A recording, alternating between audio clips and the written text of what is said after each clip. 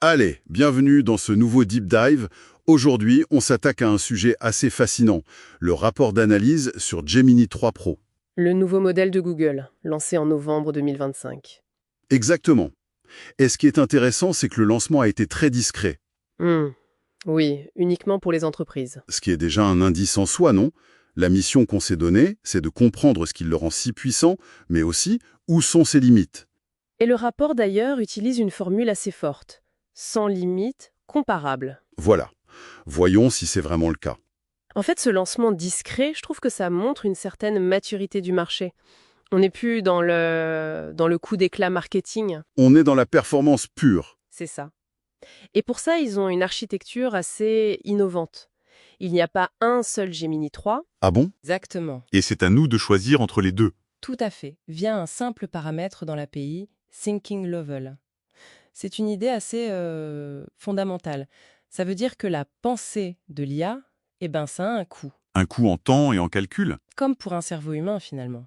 Soit une réponse rapide, un peu intuitive, soit une réflexion plus lente, plus approfondie. D'accord, c'est très clair. Alors parlons de cette réflexion approfondie. Le rapport parle de performance vertigineure, un raisonnement de niveau doctorat. Oui, Concrètement, ça veut dire quoi? ça veut dire qu'en mode Deep Think, il tape un 93,8% sur le benchmark GPQA Diamond. Ok, et pour ceux qui ne connaissent pas, Alors, GPGQA Diamond, c'est une collection de questions de niveau postdoc, en physique, en bio, en chimie, des questions qui sont presque impossibles à résoudre pour les IA d'avant sans aller chercher l'info à l'extérieur, et lui, il le fait directement. directement. C'est impressionnant. Et il n'est pas que savant, il est aussi très polyvalent, c'est ça. Le multimodal. Il domine, oui. Le rapport est clair là-dessus. Il bat son principal concurrent, GPT 5.1, de 5 points sur le MMMU Pro. Ce qui est énorme à ce niveau. C'est énorme. Et ce benchmark, c'est une sorte de triathlon pour l'IA. Il doit analyser en même temps un graphique, un extrait audio et du texte. Et faire des liens entre eux. D'accord, ce n'est pas juste 3 tâches séparées. Non, c'est une compréhension intégrée. C'est ça la vraie nouveauté. Et sur le code là, les chiffres sont juste fous.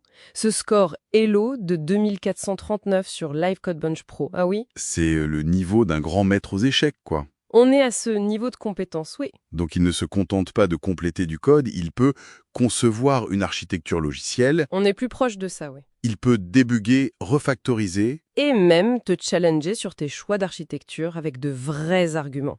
C'est comme avoir un dev senior ultra expérimenté à côté de soi. Ok, bon, le tableau est idyllique, mais on sait bien que ces benchmarks ne disent pas tout. J'imagine qu'un modèle si puissant a des défauts tout aussi puissants. Vous mettez le doigt dessus. La performance a des contreparties. Et la première, paradoxalement, se cache dans son plus gros argument marketing, la fenêtre de contexte d'1 million de tokens.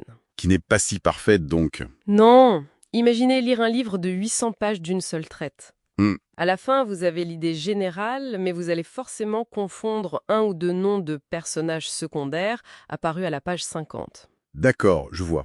Pour l'IA, c'est pareil. Le rapport montre bien qu'elle peut oublier ou mélanger des détails sur de très très longs documents. Le fameux RAG, la vérification externe, reste indispensable. Indispensable, pour lui permettre de relire le texte et de vérifier. Il y a aussi ce problème de stabilité dans les longues conversations.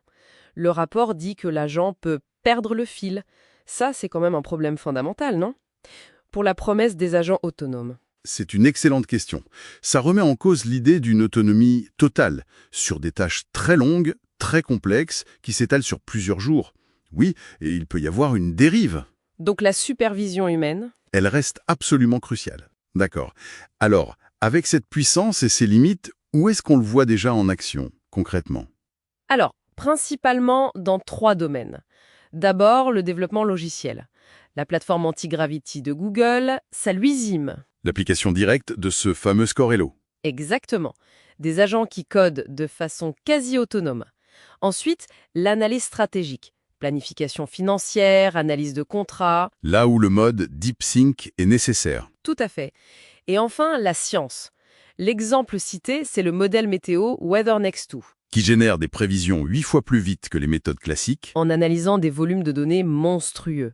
Donc, pour résumer, Gemini 3 Pro est bien le modèle le plus intelligent pour le raisonnement, pour le code. Il est bien sans limite comparable dans son potentiel, Mais mais absolument pas sans limite dans son application. c'est la nuance clé. Exactement. Et ça nous amène à une réflexion pour la suite, je trouve. La question, ce n'est plus seulement de savoir comment bien prompter. L'enjeu maintenant, c'est de devenir un architecte de système. Un architecte qui orchestre l'IA. C'est ça. Comment on intègre cette puissance de raisonnement tout en se protégeant de ses failles, comme les hallucinations, les oublis. La vraie compétence, finalement, ça devient l'art de la supervision et de la validation.